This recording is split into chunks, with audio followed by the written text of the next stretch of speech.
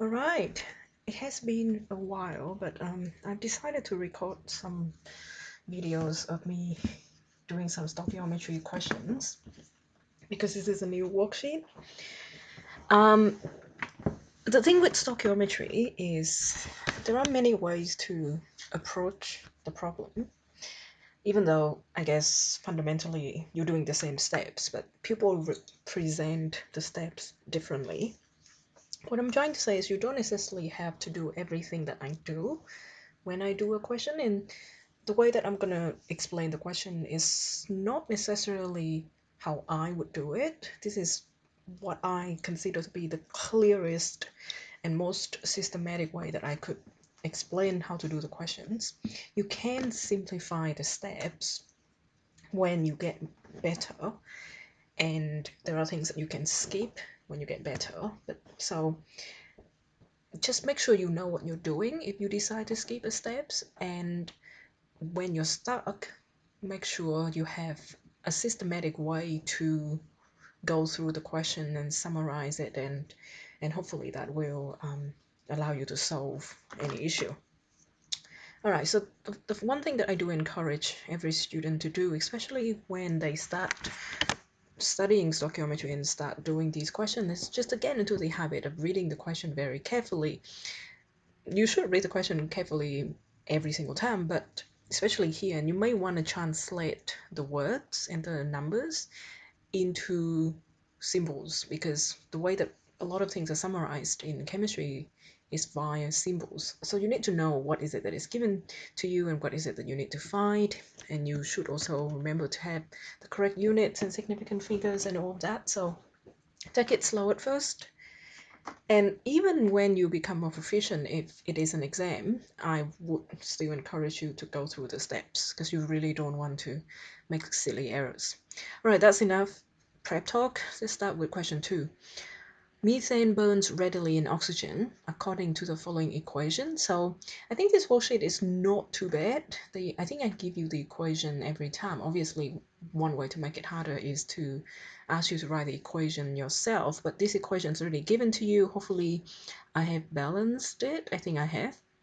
And when you have an equation of a chemical reaction, what you actually have is the mole ratio between the reactants, which in this case are methane, CH4, and oxygen gas, and the products, which are carbon dioxide, CO2, and H2O water. So 1 mole of CH4 reacting with 2 mole of oxygen will give you 1 mole of carbon dioxide and 2 moles of water. So mole is just another way of saying number of particles.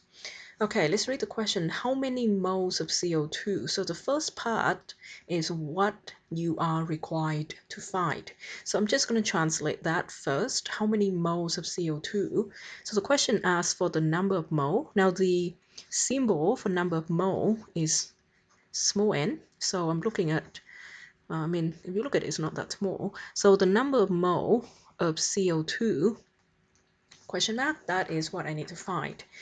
How many moles of CO2 will be produced by the complete combustion? The word complete here is really important. It means that all of this is going to be used and you are permitted to use mole ratio. So I'm just going to write it here. You can use mole ratio. It's going to get more interesting later when you start looking at limiting and excess, but right now if the word is complete, every single particle in 4.5 mole of methane has been used to produce carbon dioxide, which means mole ratio is acceptable. By the complete combustion is just this equation, of 4.5 mole of CH4 in oxygen. So the only other piece of information that's given to you is the number of mole of CH4. I'm not sure how much oxygen was used, but the fact that it was enough to completely combust 4.5 mole of CH4 is all I really need to know. So the number of mole of CH4 given is 4.5 mole, and you need to find the number of mole of CO2. Everything is already in number of mole. I could now use my equation. Again, once you become proficient, you don't necessarily have to write these notes out but I'm trying to explain, so I would do that. I'm going to form a little ratio, and this is only one of the many ways to set the ratio out.